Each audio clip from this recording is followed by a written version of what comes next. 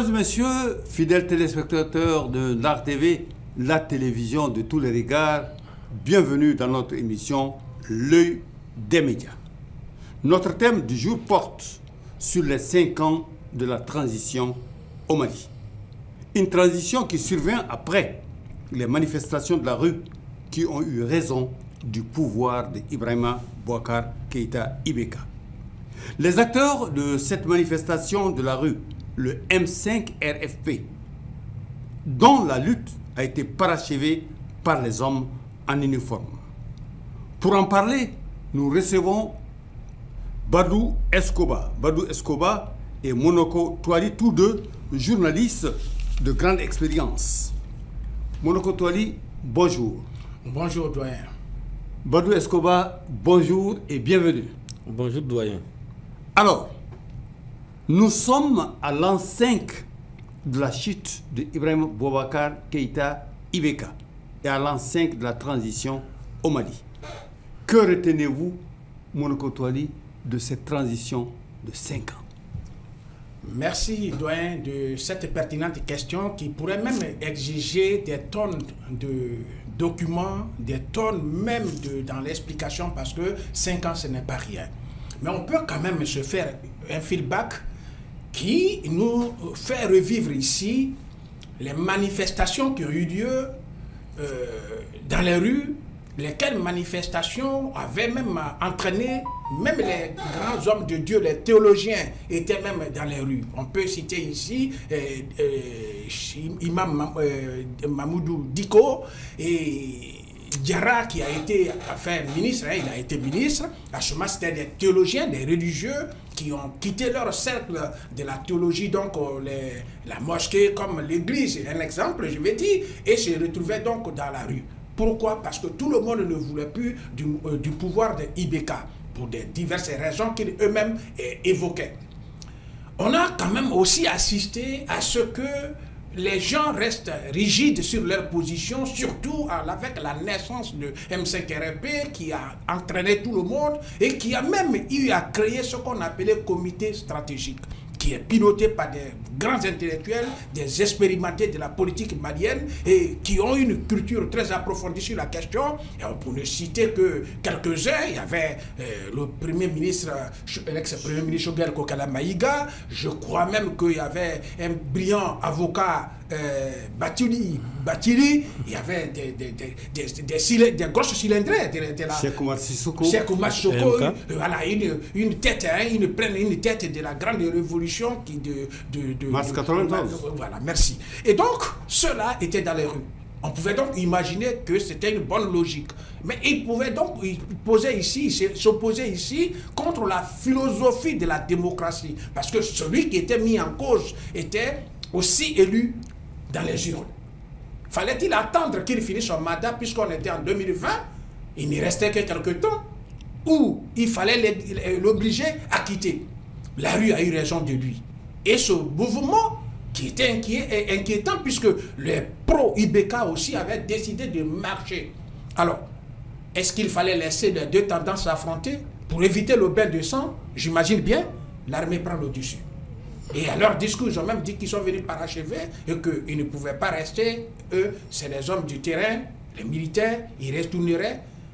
Dans les casernes. Dans les casernes. Ils ont dit ça. Donc, ça, et puis il y a eu vraiment le bain de foule qui a eu lieu, un bain de foule entre l'armée, les militaires qui ont parachevé et les hommes du M5 RFP. 5 ans après, c'est une bonne question. Quel bilan? Alors, la première question, c'est de se poser la question de que deviennent ces acteurs du M5 RFP 5 ans après?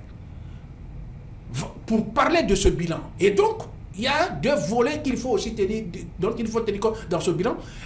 Est-ce qu'on fait le bilan des acteurs qui ont renversé Ibrahima Boubacar Keïta ou on fait le bilan de ceux qui gèrent? Ça, c'est une précision que je mets parce qu'il y en a ceux qui étaient dans les rues pour renverser Ibeka et l'armée est venue parachever. Est-ce que c'est ceux qui étaient dans les rues qui gèrent aujourd'hui ou c'est ceux qui ont parachevé qui gèrent aujourd'hui? Ça, c'est les questions de fond d'hommes des médias. À ce niveau-là, on peut donc dire que le M5RFP pourrait donc regretter 5 ans après. Mamoudou Diko n'étant pas là, Bengo Cerveau n'étant pas là, Clément Dambélé n'étant pas là, Issa Kaoudjim, et il y a d'autres, et le Premier ministre Choguel qui vient d'être mis sous mandat de dépôt. C'est ça, non, je crois. Et donc, cela peut donner une idée de dire, est-ce que les acteurs qui ont renversé Ibeka, 5 ans après, ne sont pas en train de regretter? Parce qu'ils n'ont pas, ils n'ont pas la chose en main. Ceux qui ont parachevé et qui sont les militaires, avec qui, évidemment, le M5RP devrait composer, et en ne les poussant pas à l'extrême, parce qu'au départ, tout le monde l'a dit, les vrais professionnels des médias l'ont dit, les hommes avertis de la scène politique malienne l'ont dit, nous tous, nous l'avons dit, ne poussez pas les militaires jusqu'au bout. Il faut éviter de croiser le fer avec les militaires. Il faut les aider, les accompagner dans cette transition pour qu'ils finissent selon leur chronogramme et remettre le pouvoir aux civils. Ça, c'était l'appréciation des hommes avertis. À ce moment, beaucoup n'étaient pas compris. Parce que quand ils disaient ça, c'est comme si tu n'aimais pas le M5RP. On dit non, il faut faire en sorte que les militaires ne soient pas dans une position de se défendre. Parce que eux, ils ne sont pas politiques. Ce n'est pas des gens qui aiment l'hypocrisie. Un politicien, c'est quelqu'un qui aime amadouer. Or, un militaire, c'est quelqu'un de principe. Il y avait donc deux philosophies. C'est-à-dire, d'un côté, les civils politiques qui peuvent gérer la chose avec des mécanismes de conciliation, de mensonge, d'arrangement et de tout. Et de l'autre côté, les militaires qui viennent et qui ont un principe de gestion dans lequel c'est les règles décidées qui s'appliquent. On reviendra là-dessus. Badou Escobar, alors, que retenez-vous de ces 5 ans de transition, de la chute de Ibeka à maintenant? Comment en est-on arrivé là? C'est la question que je me pose. Ensuite, tout ça pour ça. C'est très important parce que si nous tenons compte du contexte actuel, on se rend tout de suite que durant ce parcours de combattants, il y a eu des hauts et des bas. Et c'est une réalité. Vous savez, moi, je vais placer les 5 ans sous 2 agrégats. Le premier agrégat qui va du 18 août 2020 à ce qu'on a appelé la rectification en août 2021 et de mai 2021 à nos jours. C'est-à-dire le 18 août 2020 à mai 2021 et de mai 2021 à nos jours. C'est-à-dire de l'époque de Bandao à la rectification en mai 2021 et de la rectification à la clarification. Très rapidement, il a parlé de l'historique de la naissance du M5RFP. Moi, je dirais tout simplement que tout est parti des élections législatives que le président Ibrahim Boubacar Keïta, paix à son nom, a eu à organiser. Et après ces élections législatives, effectivement, il y a eu des cas de fraude et ça a abouti à des grandes manifestations. Et le point d'orgue a été atteint quand Moussa Tembine est devenu président de l'Assemblée nationale. Certains n'ont pas pu digérer cela et c'est ce qui a abouti aux différentes manifestations. C'est ce qui a poussé l'imam Mahmoud Diko à s'associer à d'autres leaders tels que Cheikh Oumar Sissoko, MK, il a dit Espoir Malikoura, des gens tels que Mme Sikaye Tousso avec ses 10 commandements, des gens tels que Batili qui a servi dans le gouvernement d'Ibrahim Boubacar Keïta, des gens comme Choguel Koukala Maïga qui a été Premier ministre, qui aujourd'hui est sous mandat de dépôt, il a à la MCR. Pour la petite anecdote, Ibeka avait dit à l'époque qu'ils sont venus se servir à la table et quand il s'agissait de laver les vaisselles, ils sont partis. Donc, grosso modo, effectivement, il y a eu toute une série de manifestations et le 5 juin 2020, les leaders du M5, parce que c'est des leaders composites, il y avait des religieux, des syndicalistes, des politiciens, etc., etc. Donc, ils ont décidé de se mettre ensemble, de créer un mouvement pour lutter contre le régime du président Ibrahim Boubacar Keïta. Et ce mouvement n'était autre que le M5, avec à sa tête un comité stratégique qui était le cerveau du mouvement, qui était piloté par l'imam Mahmoud Diko, qui à l'époque était réputé être un homme éclairé, ensuite par le docteur Choguel Koukala Maïga et certains de ses compagnons. Donc à partir de ce moment, la lutte a été entamée et la CEDEAO rapidement a désigné Goodluck Jonathan comme médiateur pour pouvoir éteindre le feu. Et 5 chefs d'État, si j'ai bonne mémoire, ont fait le déplacement de Bamako. Il s'agit du Sénégalais Macky Sall, du Nigérien Mamadou Issoufou, du Nigérien Mahamadou Bouhari, de l'Ivoirien Alassane Dramane Ouattara, du Ghana Nana Akufo-Addo. Donc ils ont fait le déplacement de Bamako pour pouvoir convaincre les différents protagonistes de mettre balle à terre. Malheureusement, ça n'a pas abouti à des résultats tangibles. Et le 20 août 2020, le président Ibrahim Boubacar Keïta a été contraint de sortir à la télévision très tard dans la nuit pour dire que son gouvernement démissionne, l'Assemblée nationale est dissoute, lui-même il démissionne. Donc, de cette époque à aujourd'hui, vraiment, il y a eu beaucoup de choses. Et parmi ce qu'on peut citer, l'époque Bandaou. C'est-à-dire Bandaou a été président de la transition, chef de l'État, parce qu'il était colonel à la retraite, parce que dans les revendications de la charte... On dit qu'on est parti le chercher dans son champ. Dans son champ. Mais dans la charte, la première charte, on avait demandé à ce que le président de la transition soit un civil. Il était un colonel à la retraite de l'armée de l'air. C'était une exigence même de la CEDEAO et de la communauté internationale. C'est que les militaires à l'époque avaient accepté. Ensuite, le premier ministre Mokhtar Ouane a été désigné. Mais c'est là où les militaires ont compris. Vous savez que les militaires sont des grands intellectuels. Beaucoup pensent que c'est des ignorants, c'est des intellectuels, ils savent ce qu'ils font. Donc c'est là où les militaires ont compris et réellement les intentions de la classe politique, l'état d'esprit même des hommes politiques au Mali. Et quand les militaires ont demandé à ce qu'on envoie des CV pour le choix du premier ministre, ils ont reçu 14 CV à Kati. C'est là où ils ont compris qu'il y a problème. Et finalement, ils ont sollicité l'imam Mahmoud Diko, qui est entré en contact avec Mokhtar Ouane, et Mokhtar Ouane est devenu le premier ministre de la transition. Et à cette époque, Kaoudim a dit sur les zones de réfugiés que le M5 RP est mort de sa belle mort. Et tout le monde croyait à la mort du M5.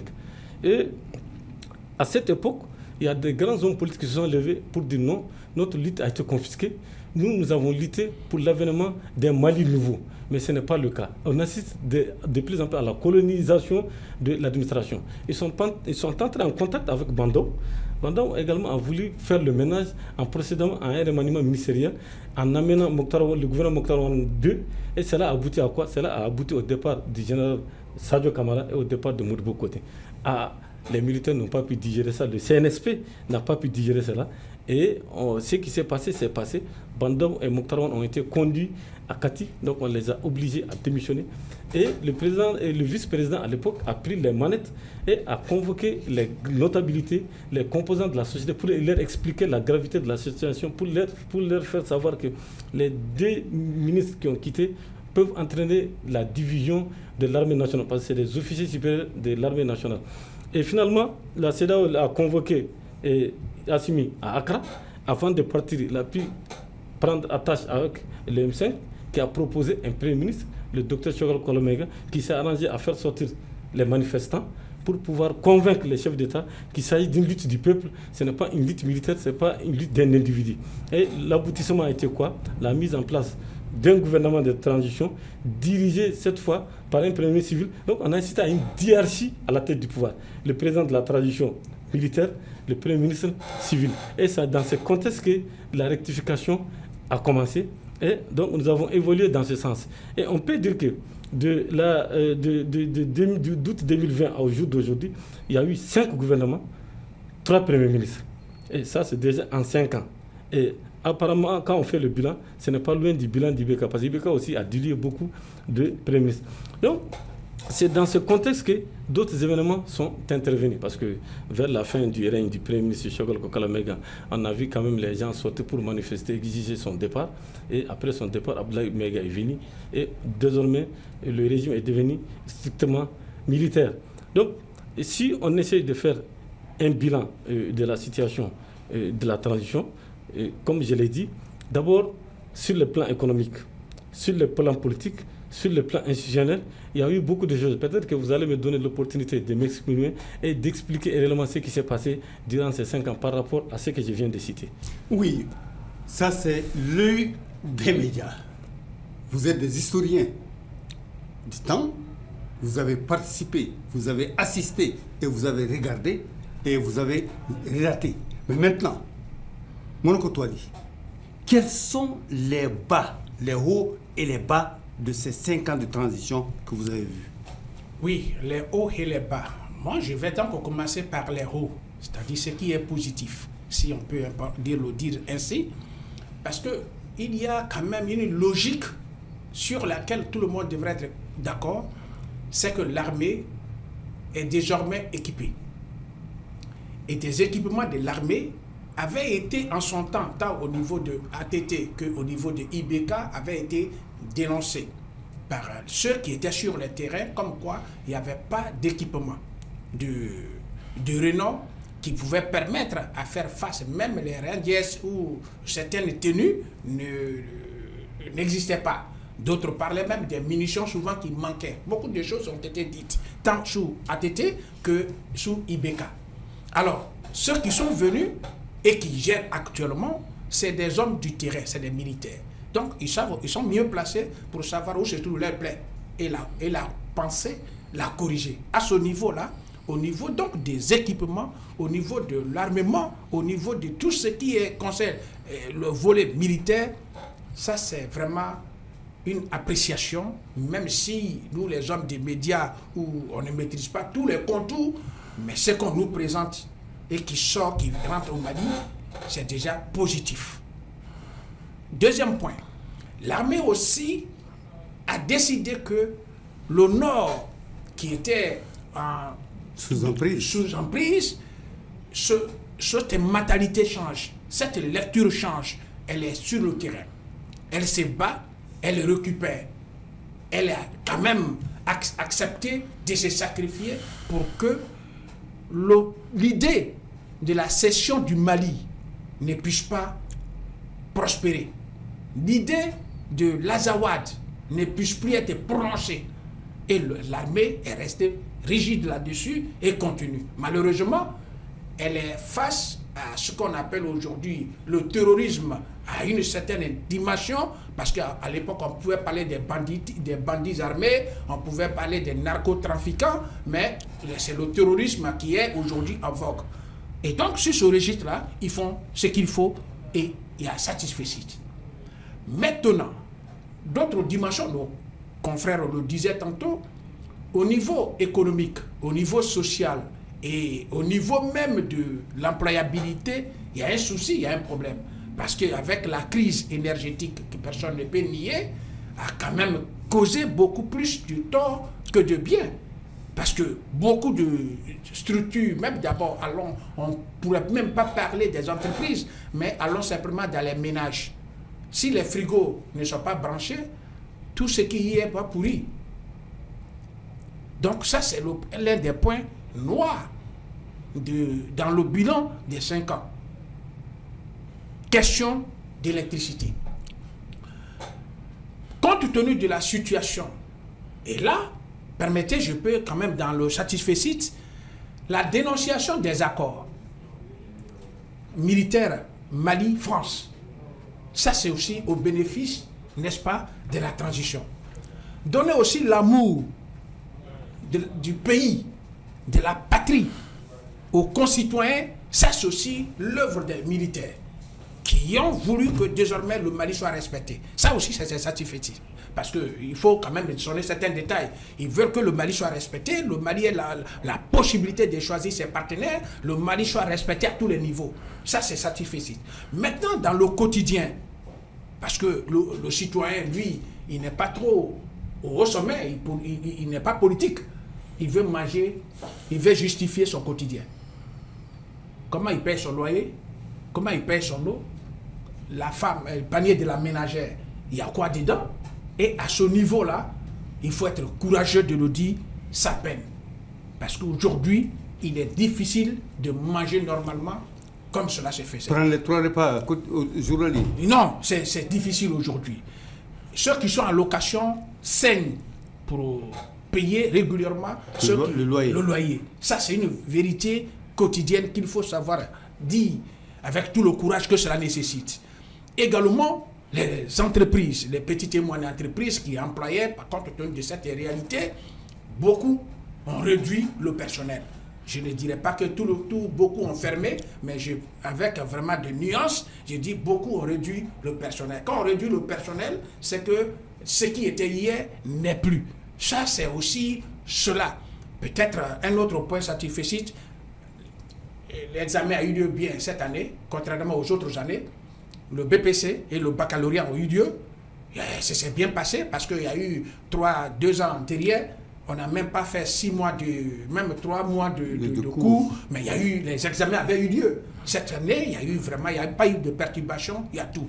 Maintenant, dans ce même bilan, en dehors du social et autres, il faut quand même dire que les partis politiques sont partis, ont été dissous. On ne parle plus de partis politiques. Associations caractère politique ne sont plus là.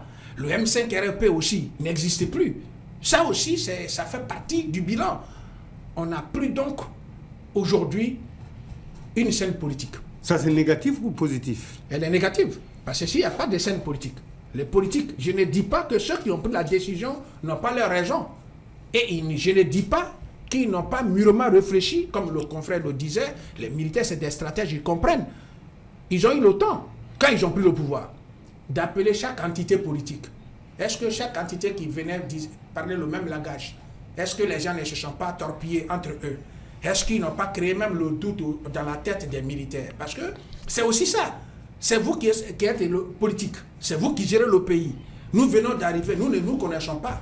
On vous appelle, on appelle chacun pour écouter. Les militaires ont été reçus, ils ont été voir Moussa Traoré avant qu'il ne meure. Ils ont vu beaucoup de leaders, ils ont reçu tous les partis individuellement. Est-ce que, c'est une question que je pose, je ne dis pas que c'est vrai. Est-ce qu'au cours de ces audiences, de ces rencontres, est-ce que les militaires ne se sont pas rendus compte que ceux-là, ils ne disent pas la même chose? Ils ne s'attendent pas, ils ne se comprennent pas. Et donc, si c'est ça, est-ce que nous-mêmes, on ne peut pas prendre les affaires? Mais parce que quelqu'un peut dire non, l'ADEMA n'est pas bon. L'ADEMA peut venir, c'est un exemple que je donne.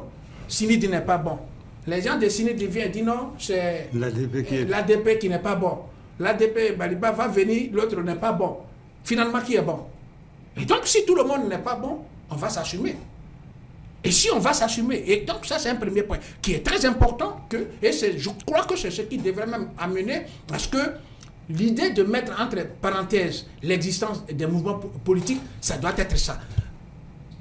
Alors, Badou Escobar, vous avez entendu Bounoko Touali. Oui. Alors, quels sont les hauts et les bas de ces 5 ans de transition, selon vous, l'œil d'un homme de médias? Question pertinente.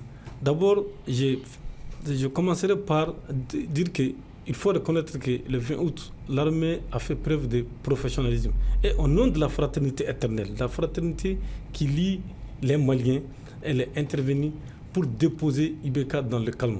Il n'y a pas eu une effusion de sang. Ça, il faut mettre ça à l'actif de notre armée nationale, qui est une armée professionnelle. Chapeau bas à notre armée nationale.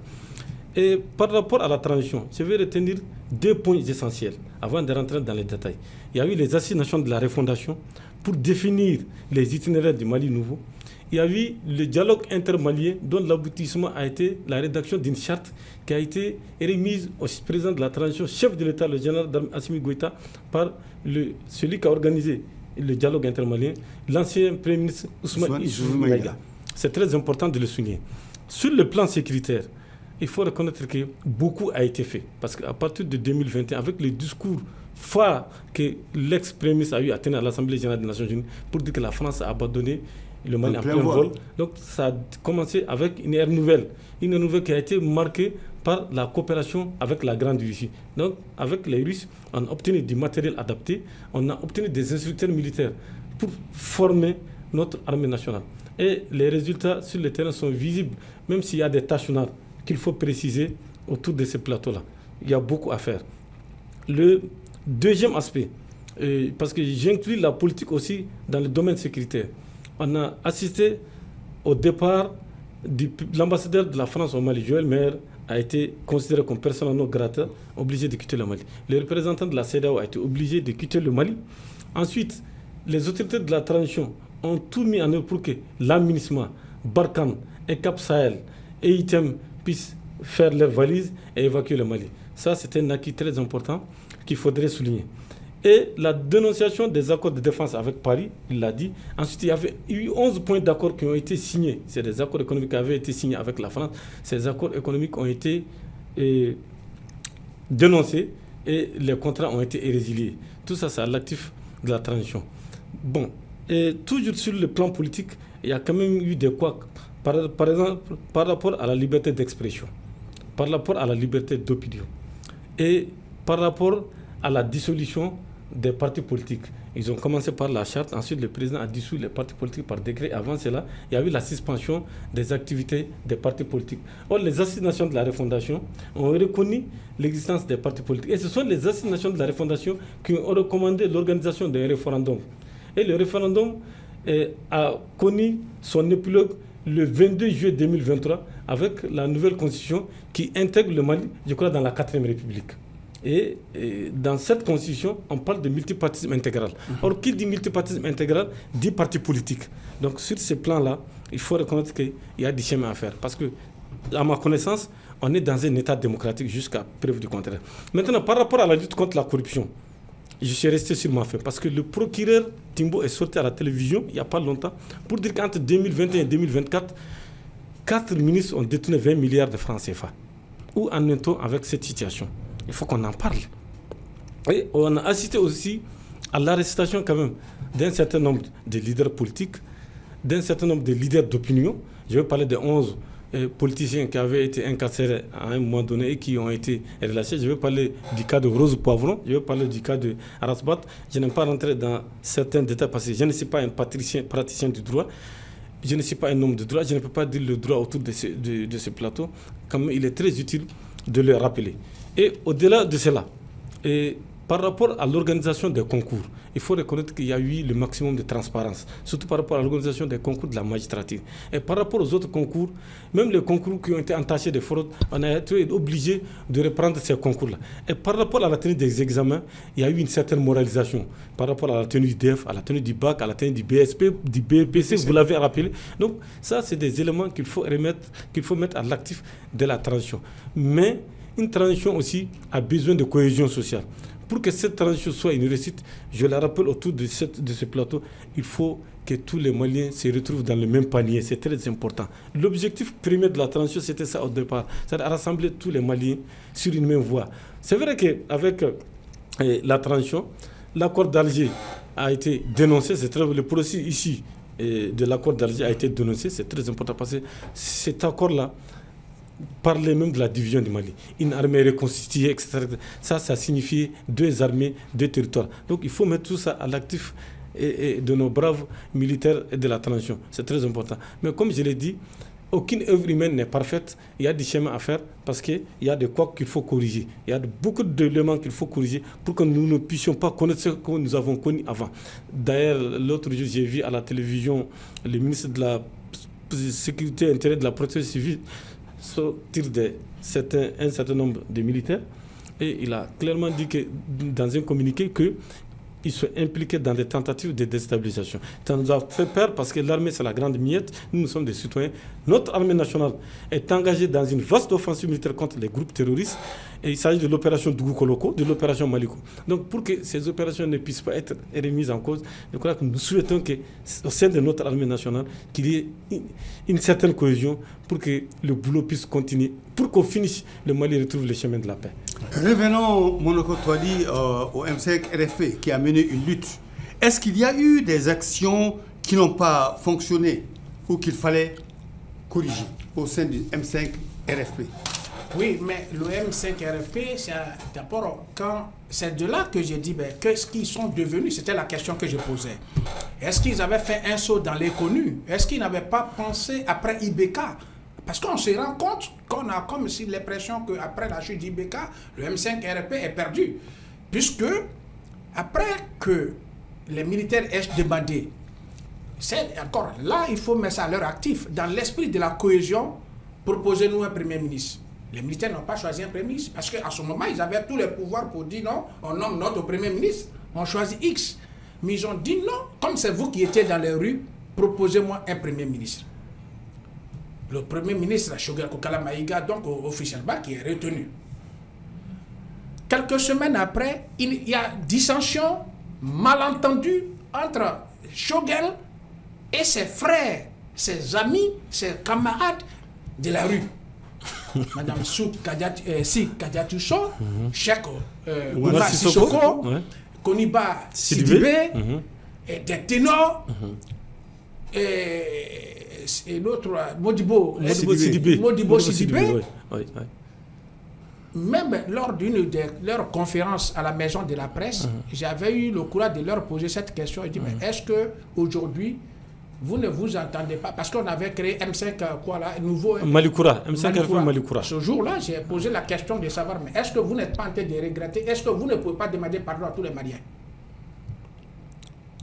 La question malheureusement n'a pas encore été répondue. Ce que je veux dire ici, le M5 devrait donc dans un premier temps, avec le fait que eux, civils, prennent la primature et le chef du gouvernement, à leur niveau devrait d'abord avoir la première cohésion. C'est ce qu'il devrait faire. Donc Choguel, Premier ministre, devait réunir tout le monde autour de lui pour que toute la classe politique, toute la classe des sociétés civiles, toutes les forces vives du Mali soutiennent la transition. L'objectif premier devrait être là. Soutenir la transition pour qu'elle réussisse. Et si elle réussit et qu'elle organise les élections en interne après la transition, on va se tirer comme on peut. Cela n'a pas eu lieu. C'est encore sous cette transition dirigée par la gouvernance du Premier ministre que la démocratie même a été considérée comme un mal pour la société. On dit que c'est les démocrates qui ont mis ça. D'autres sont partis même accuser les acteurs de 26 mars. On dit que c'est eux-mêmes qui sont à la base de tout ce qui arrive et que la démocratie n'est plus bonne. Les militaires n'ont jamais critiqué la démocratie quand ils sont venus au pouvoir. Ils n'ont jamais rien dit. Qui a amené l'idée que la démocratie n'est pas une bonne chose? Qui a amené ça? C'est les politiques qui avaient leurs représentants au niveau du gouvernement qui devraient réunir tout le monde. Et puisque au niveau du gouvernement, il y avait un responsable chargé de la cohésion avec les partis politiques. Et donc, ce gouvernement n'a pas pu gérer l'entièreté de la classe politique et qu'on arrive aujourd'hui à la suspension, non d'abord, il y avait la suspension des activités, mais la dissolution, le M5 a échoué. Parce que je vais finir par là, la primature appartenait au M5 RFP. La primature, depuis la primature, Choguel ne s'attendait pas. Il y a même un monsieur Taïrouba qui a même dit que lui, il est désormais, il a même dit que Choguel est exclu. Vous avez vu ça partout sur les antennes. Pour dire que non, Choguel ne compte plus. C'est pour dire que déjà au niveau du M5 RP, ça ne va pas. Que devient Mamoudou Diko? Il est où? C'est un membre du M5 RP. Les hommes forts du M5 RP, ils sont où? Les bains des cerveaux sont où? Isaac Aoudjim. Voilà, c'est le nom que je cherchais. Où est-il aujourd'hui? Ils ont donc échoué. Parce qu'ils ne peuvent pas être à la base d'une lutte et être aussi en contradiction avec la même transition. Parce que c'est eux qui ont créé la transition, qui ont voulu que Ibeka quitte. Et les militaires, pour ne pas que le sang verse, sont venus intercéder. Vous comprenez? Pour parachever. Ibeka a dit, j'ai ma démission. Donc, normalement, qui sont ceux qui devraient être les vrais alliés de la transition? Ce sont les éléments du M5RP. Ils ne l'ont pas fait. Et donc, en croisant le fer avec la transition, en dénonçant la transition, en se plaignant contre la transition, quelle position, quelle posture devraient avoir les militaires? Alors, sur la question, Badou Escobar, que dites-vous? Bon, par rapport à la posture des militaires, les militaires quand même sont venus en sauveur pour parachever une lutte. Voilà. Donc les militaires peut-être devraient faire en sorte que tous les Maliens se rassemblent. Parce que c'est la seule institution forte qui pouvait rassembler les Maliens. Mais qu'est-ce qui a manqué dans l'action, dans les actions du M5RP qu'il faut corriger? Ce qui a manqué dans les actions du M5RP qu'il faut corriger, c'est que la lutte unie, le pouvoir divise. Donc, peu après, on s'est rendu compte qu'au sein du M5RP, c'était des groupes hétéroclites et chacun avait visé ses propres intérêts. Et l'aboutissement de la recherche de ces intérêts a abouti à la scission du M5RP en 3 branches. Oui. Le M5RP Malikoro, le M5RP Malikoura, le M5RP avec les Konimba Sidibé. Ensuite, l'autre M5 qui était dirigé par Taïrou Joseph Ba. C'est-à-dire, il y a le M5RF Malikoro, ça c'était le Choguel Kolamega. Le M5RF Malikoura, ça c'était avec Oulima Oumarou Diara. Voilà. Ensuite, il y a le M5RP, ça qui a été dirigé par Taïrouba. Donc, on en a parlé. Donc, les militaires ont compris que réellement, ça n'allait pas du tout. Et il fallait trouver une autre formule. Et c'est cette formule qui a été adoptée. Donc, je vais revenir un peu sur le bilan de la transition. Je prends spécifiquement le cadre de Choguel Kolamega. Il faut reconnaître que Choguel Kolamega, Premier ministre, c'est lui qui a planté la transition. Il a enraciné la transition, donc l'arbre a grandi. Et quand un arbre grandit, on ne peut plus l'arracher. C'est ce qui est arrivé. Et parce qu'il disait à l'époque que la transition était son bébé. Donc il faut reconnaître qu'il a été un artisan clé de cette transition. Et si la transition a évolué jusqu'au jour d'aujourd'hui, si les militaires ont eu une certaine audace, il faut dire que c'est sous le leadership du docteur Choguel Kokala Maïga. Maintenant, je vais revenir par rapport à la lutte contre la corruption. Il faudrait que je rectifie un tir. C'est la question que j'allais poser. Parce qu'avant la chute de Ibeka, les vocables les plus utilisés pour battre le pavé étaient mauvaise gouvernance, favoritisme, corruption, terrorisme. Alors, aujourd'hui, où en sommes-nous avec ces vocables qui étaient utilisés avant la chute de Ibeka? Il serait très important que je rectifie le tir. Le procureur Timbo a parlé de 80 milliards de francs CFA détenus par 4 ministres entre 2021 et 2024. Le peuple malien a soif de savoir. Le peuple malien veut savoir qui ont détourné ces sous. Est-ce que ces personnes-là seront peut-être entendues par la justice pour que nous comprenions réellement ce qui s'est passé? Ça, c'est le premier aspect. Le deuxième aspect, il y a eu l'affaire de l'avion présidentiel et l'affaire des équipements militaires. Il y a eu un procès qui a abouti à la condamnation de Mme Boiré Fili Sissoko à la prison à la perpétuité. Ensuite, d'autres personnalités. Même par rapport au cas de Mme Boiré Fili Sissoko, comme je l'ai dit, je ne suis pas un homme de droit, beaucoup de Maliens sont restés sur leur faim. Et il faut aussi reconnaître qu'il y a eu d'autres cas de lutte contre la corruption. Comme on l'a dit, il y a la présomption d'innocence. Il faut attendre le jugement pour pouvoir se prononcer là-dessus. Et sur le plan économique, il faut reconnaître que le panier de la ménagère a diminué, surtout avec les coupures intempestives d'électricité. Parce que quand on parle d'électricité, l'électricité, c'est les soudeurs, c'est les boulangeries, c'est les tailleurs, etc., etc. C'est vrai qu'il y a une certaine amélioration ces derniers temps, mais il faut reconnaître que ça a affecté la population malienne, jusqu'à ce qu'il y a eu un chasseur qui a eu à chanter Mali Kourankoy à l'époque, et c'était une réalité. Et si nous prenons le prix du kilo de la viande, le prix du poisson, et le prix des denrées de première nécessité, vraiment ça ne va pas. Et au-delà de cela, le nombre d'écoles fermées, plus de 2000 écoles sont fermées aujourd'hui, ça c'est un indice de sécurité, comme il faut le dire. Et le nombre de réfugiés a augmenté, il faut le signaler. Il y a les réfugiés qui sont venus à la suite de la lutte contre les terroristes, c'est-à-dire suite aux attaques terroristes, à la réaction des forces gouvernementales. Donc ces populations ont été obligées de se mettre à l'abri. Il y a les réfugiés climatiques. Suite aux inondations de l'année dernière, les populations ont été obligées de se déplacer. C'est vrai que l'État a pris ses responsabilités en essayant de soulager la souffrance de ces populations, mais beaucoup reste à faire. D'ailleurs, l'autre jour, le président de la transition, le chef de l'État, était à l'OPIM. À l'office, c'est la définition de l'OPAM. L'Office malien des produits agricoles. Des produits agricoles. Donc, le président de la transition était là pour aller voir le stock alimentaire, pour donner des assurances par rapport à tout cela. Mais il faut dire que sur le plan sécurité, il y a des chemins à faire. Parce que pour pouvoir cultiver, il faut quand même la sécurité. Pour pouvoir extraire l'or, il faut la sécurité. C'est vrai qu'il y a eu un code minier qui avantage désormais le Mali. Tout ça, c'est vrai. Et dans certaines localités, les populations ont été obligées de signer des accords avec les djihadistes pour cultiver. Tout ça, c'est une réalité. Mais cela n'empêche pas que on peut, sans risque de se contredire, dire que l'armée nationale est en train de monter en puissance, elle est en train de montrer son efficacité. Mais dans une guerre asymétrique, où on ne sait pas quand et où l'ennemi va attaquer, il faut faire attention. Et il faut mettre l'accent sur l'information. Et les terroristes ont adopté un autre mode opératoire avec les attaques des infrastructures et des grandes usines.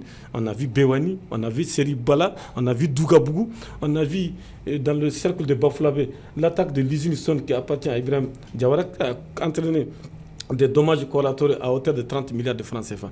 Donc l'État doit prendre en compte tout cela. Avec le départ des ONG, beaucoup de Maliens se sont retrouvés au chômage. L'État doit prendre tout ça en compte, soulager les populations, soulager ceux qui ont perdu leur emploi au nom de la souveraineté.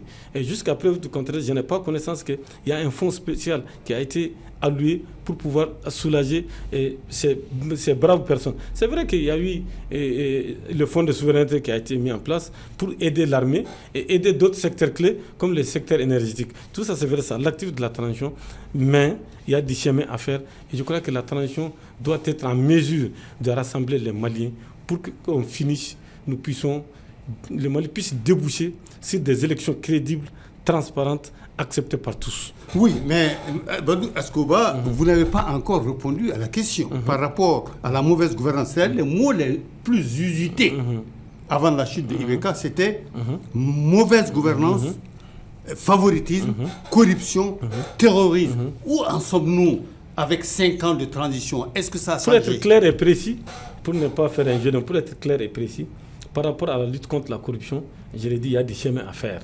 Parce que quand on parle du détournement de 80 milliards de francs CFA, ça veut dire que quelque part, ça ne va pas. Ça ne va pas du tout. Ça ne va pas du tout. C'est vrai qu'il y a eu le procès de l'avion présidentiel des équipements militaires.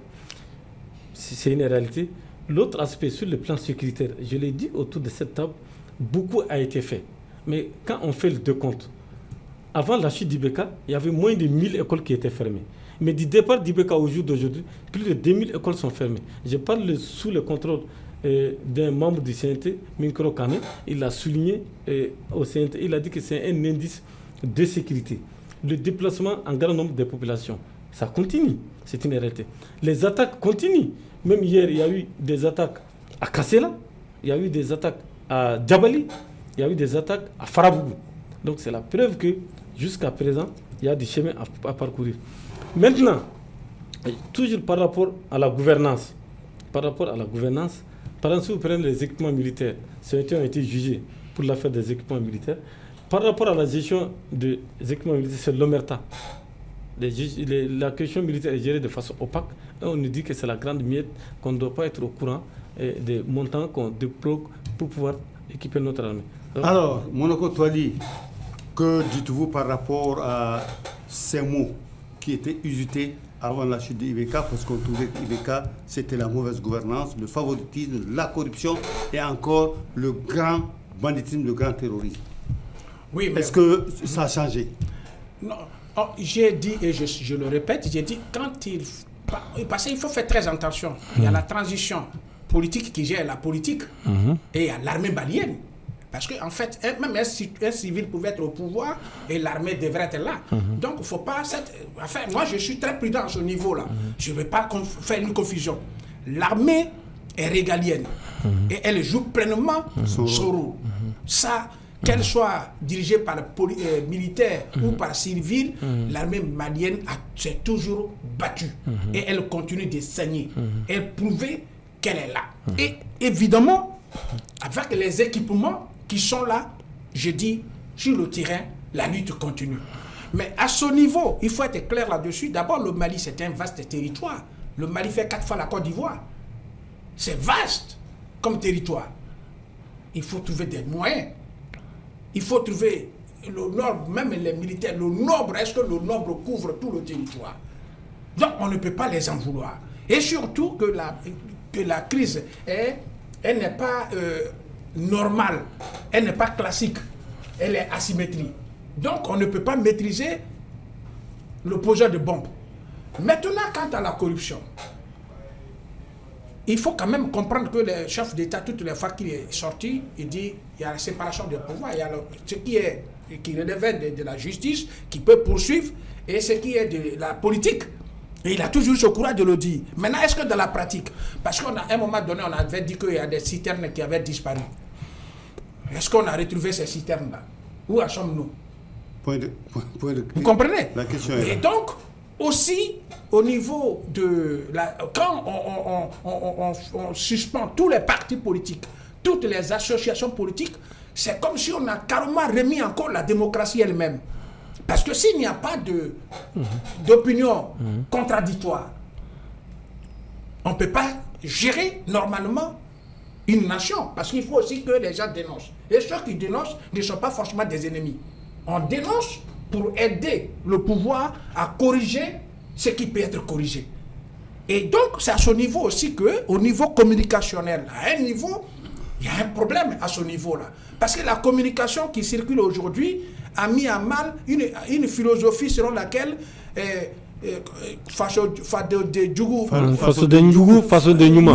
mais dans un pays, il faut réunir tout le monde. Il faut réunir tout le monde. Il fallait faire une communication de sensibilisation qui fait que tout le monde puisse se sentir. Parce que si quelqu'un au pouvoir, où il mange bien avec le pouvoir, où il a des bonnes relations avec le pouvoir, il défend. Il devient le Faso de Numa. Et quand lui qui bouffait, qui faisait tout sort de ce même pouvoir, il change d'étiquette. Et celui qui devient le Faso de Numa. Parce qu'il va critiquer encore là où, alors que celui qui était le premier a dit que celui qui ne soutenait pas. Je ne peux pas citer les noms parce qu'on est sur les trucs et puis c'est très sensible. Mais ceux qui animaient les réseaux sociaux, qui disaient tout, quand on a changé de Premier ministre, ils ont tous changé de veste. Oui. Est-ce qu'on entend le même langage?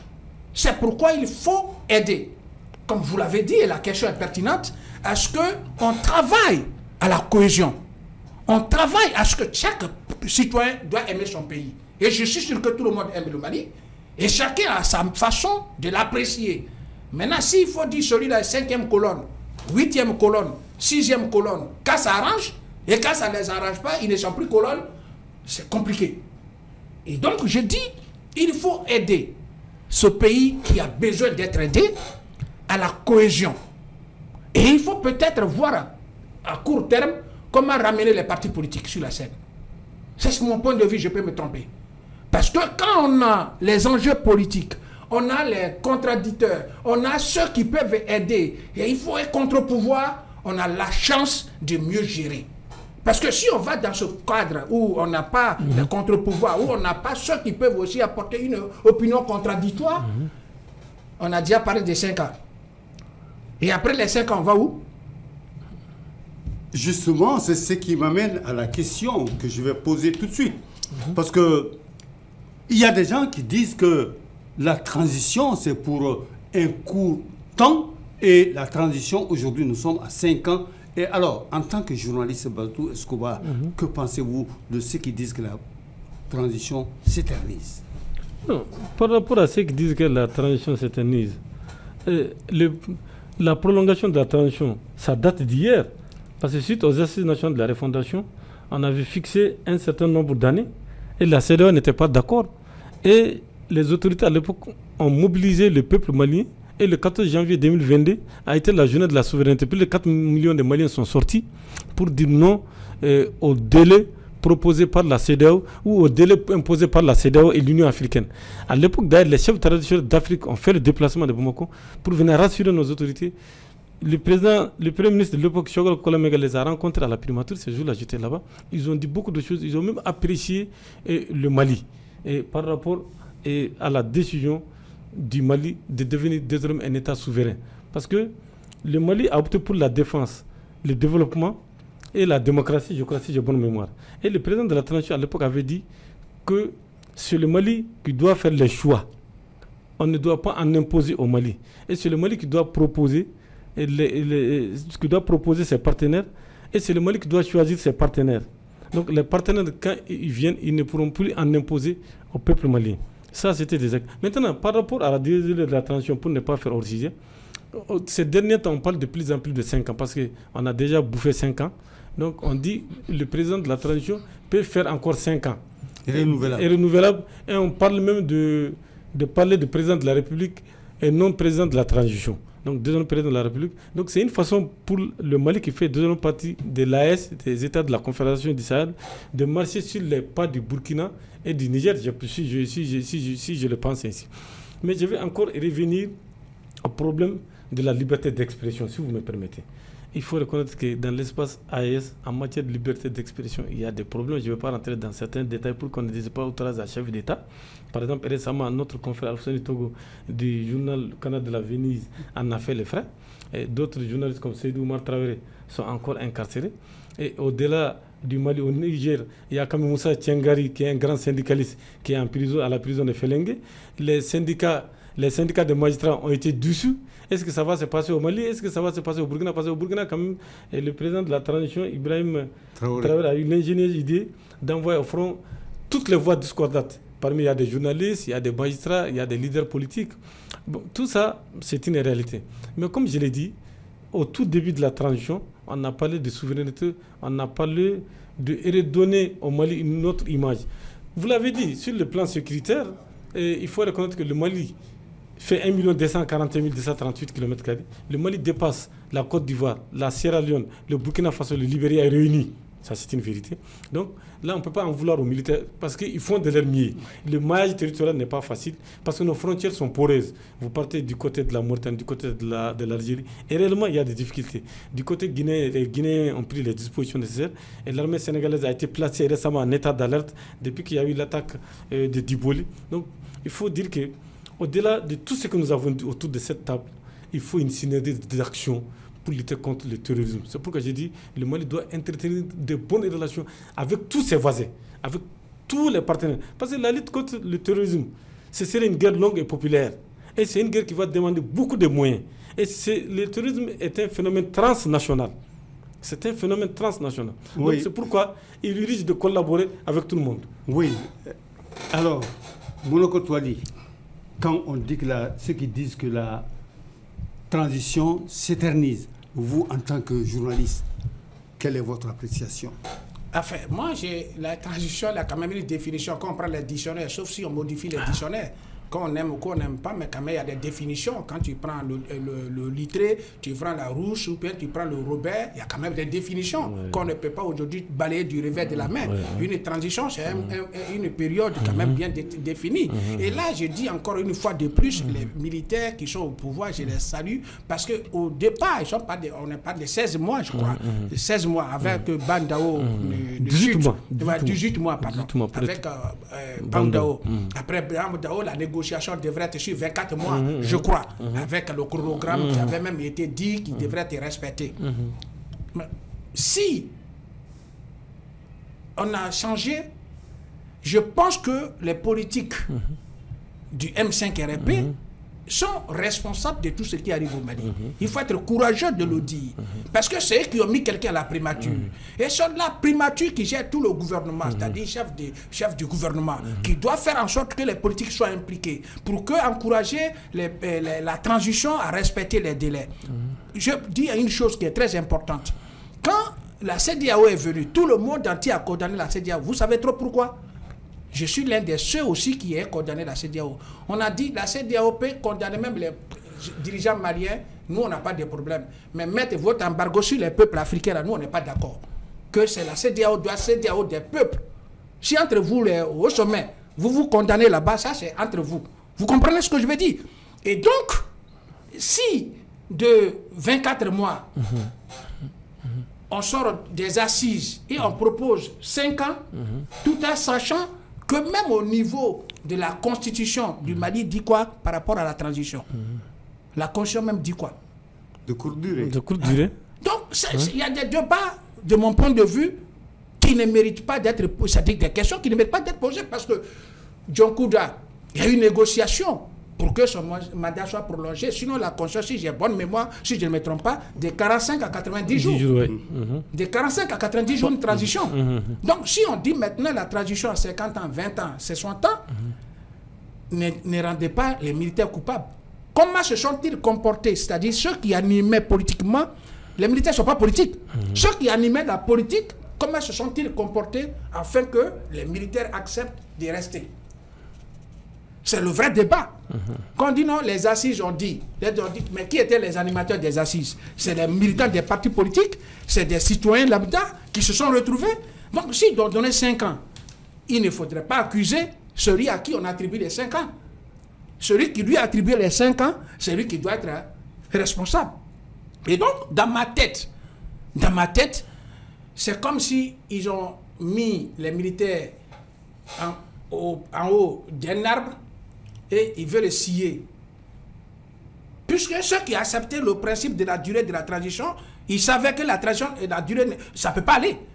Tout le monde sait que la transition est une courte durée. La durée de la transition, c'est une courte durée. Ce qui m'amène maintenant à poser cette question à Badou Escobar. Le pouvoir, dit-on, divise, parce que ça a été dit ici, autour de cette table. Alors, est-ce que la révolution du M5 RFP n'a pas mangé ses enfants? Toute révolution mange ses enfants. Le M5 RFP a pratiquement bouffé tous ses enfants. Le précurseur même du M5, l'imam Mahmoud Diko, lui, il est à l'étranger, il est en exil. Kaoudjoum qui disait que le M5 est mort de sa belle mort, qui disait à Hia et à Dia qu'il faut qu'Ibeka parte, lui, il est derrière les barreaux. Et Bachili en a fait les frais. D'autres ont été obligés de se taire. Mais je vais vous dire une anecdote. D'ailleurs, une citation. Charles Maurice de Périgord, le comte de Talleyrand, qui a été ministre des Affaires étrangères de Napoléon, a eu à dire qu'on peut faire tout avec les baïonnettes sauf s'asseoir d'ici. On ne peut pas s'asseoir sur une baïonnette. Hein. Pas du tout. Pas du tout. Donc c'est pour dire qu'aujourd'hui, ça risque de se tromper, dire que le M5 en tant que tel n'existe plus. Le M5, c'est maintenant que le M5 est mort de sa belle mort. Et je le dis solennellement autour de Ndar TV. Dans l'émission L'œil des médias. C'est très clair, le M5 n'existe plus. Un mandat d'arrêt. Non, pardon, oui, avant d'aller, je suis tout à fait d'accord, mais il y a un point qui est très important quand on fait des analyses, on nous a appelé, c'est être cohérent et dire les choses telles qu'elles sont. Avant d'aller à la primature, le M5 RP a d'abord critiqué la transition, une transition militaire. Une transition ceci. Colonisation de la transition. Même une plainte est sublogée même contre le CNT ou quoi. À un moment donné, il y a au cours d'une conférence, tout a été dit. Mais qui on a envoyé à la primature comme Premier ministre? Ce n'est pas un homme de M7. Comment on peut dire, lui aussi peut imaginer 5 ans? Pourtant, il n'était pas prêt pour compte. Il disait de ne même pas de plus de 2 jours, de 3 minutes, au-delà, en dehors du délai. Quand la CEDEAO venait ici, c'est ce qu'on peut, les gens veulent masquer, mais quand la CEDEAO venait rencontrer les militaires, la CEDEAO rencontrait aussi M5RP. Qu'est-ce que M5RP disait à la CEDEAO? Est-ce que M5RP soutenait la CEDEAO à donner un long délai aux militaires ou respecter le calendrier? Pourquoi le calendrier n'est plus respecté? Qui est auteur du non-respect du calendrier? Ce ne sont pas les militaires. Il faut souvent, à un certain niveau, être courageux de dire certaines choses. Qui était à la base même des assises? Parce que le Mali devrait se rendre au Ghana, rencontrer CEDEAO. Mais on ne va pas tant qu'on ne fait pas assises. Et que c'est ce que les assises vont nous dire qu'on va amener au Ghana. Tout ça, c'est compliqué. C'est compliqué. C'est compliqué. C'est compliqué. Moi, je peux dire que par là, c'est par cette chute-là, les victimes dans cette transition-là, c'est les militaires qui sont au pouvoir. Alors, pour terminer cette émission, on va chuter par le mandat d'arrêt contre Choguel Kokala Maïga, ancien Premier ministre, pour qui, dit-on, a été arrêté pour des malversations financières. Alors, quel regard de journaliste vous avez sur cette question et quel commentaire sur le communiqué du procureur de la Cour suprême? Bon, dans le communiqué du procureur de la Cour suprême, il a parlé de faux, usage de faux, atteinte au bien public, mais il a parlé aussi de la présomption d'innocence, je crois. Je peux me tromper. Il l'a dit. Mais, bon, par rapport au docteur Choguel Kokala Maïga, pour certains, c'était prévisible. Pour le Malien lambda, c'était prévisible parce que hier, j'ai échangé avec des citoyens. Ils m'ont dit qu'ils n'ont pas été surpris parce qu'il a été le logiciel, il a été le cerveau de la transition, il a été la tête pensante de la transition. Il en sait trop. Et il avait commencé par dénoncer certaines pratiques. Et pour mettre fin à ces dénonciations, il fallait trouver peut-être quelque chose. Mais au-delà de cela, il y a quand même la question économique parce que le vérificateur général l'épingle par rapport à la gestion de l'AGFO quand même et par rapport à un certain nombre de montants. D'ailleurs, on a parlé de détournement depuis qu'il était à la tête de la MRTP avec l'argent qui a été débloqué pour amener les enfants en vacances. Donc, quand partant, aujourd'hui, on peut dire que le Premier ministre est réellement a des problèmes. Mais beaucoup de spécialistes disent que c'est une question politique. Et quand on l'a mené à la M1, il a dit que quand on est un homme politique, on doit accepter d'aller en prison ou mourir. Voilà. Donc, oui, oui, mais cela, je le prends sur plusieurs angles. Hein. Mais pour ce qui est de la justice, moi, je ne maîtrise rien et que je m'attiens à ce que disent les juridictions. Mais sur l'analyse politique, quand on a eu la chance de gérer à un niveau de l'État, c'est qu'on est supposé maîtriser beaucoup de choses. Et là, on doit se taire. On a vu des premiers ministres ici, comme Modibo Sidibé, mais qui l'a entendu parler? Personne. Il parle difficilement. Pourtant, il a été à ce poste-là. Il y a l'ancien président du Mali, Alpha Oumar Konaré. Oui. Personne ne sait même s'il vit au Mali, si ce n'est pas hier au décès de Tchemblé Dramé que nous l'avons tous rencontré. À un certain moment, il faut se taire. Je peux me tromper. Puisque c'est lui qui était presque la tête pensante, la cheville ouvrière de la transition. Il a même dit que c'était ses bébés. Il ne peut pas laisser son bébé. La transition, c'était son bébé. Il a bien parlé de la transition. Il quitte la primature et il change et il se dresse contre la transition. Vous comprenez? Et il dit même qu'il ne peut pas se taire quand le Mali va tanguer, ça ne va pas sur des bords. Qui a mis ça là-bas? Il est quitté il n'y a pas longtemps. Et il dit non, il ne veut pas se taire quand le Mali va aller sur... Alors que c'est un homme politique. Dans ce chemin qui fait qu'il est là où il doit être, beaucoup disent, mais il était d'abord, quand il était à la primature, il encourageait la lutte contre la corruption. Il a encouragé ça. Il dit non, c'était une lutte implacable. Il a dit beaucoup de choses. Donc c'est ce qu'il a dit. Moi je pense que c'est son enfant. C'est même bien, il doit être heureux que les autorités aient pris en compte ce qu'il voulait. Il voulait que la transparence. Il voulait la lutte contre la corruption. Il voulait que tout soit assaini. C'était son souhait, il a dit. Et donc, si ça s'applique même à lui, moi, je crois qu'à ce niveau, il doit être fier. Nous disons, on m'a compris. J'ai proposé quelque chose qui s'applique. Donc, le Mali ne tanguera pas. Le bateau Mali va aller à bon port. Ainsi prend fin. Avant que le débat ne prenne fin, il a parlé quand même de monobodin. Il a dit que les militaires sont des monobodins, c'est qu'il y a une vérité. C'est des monobodins parce que vu tout ce qu'ils sont en train de faire sur le terrain, c'est des monobodins.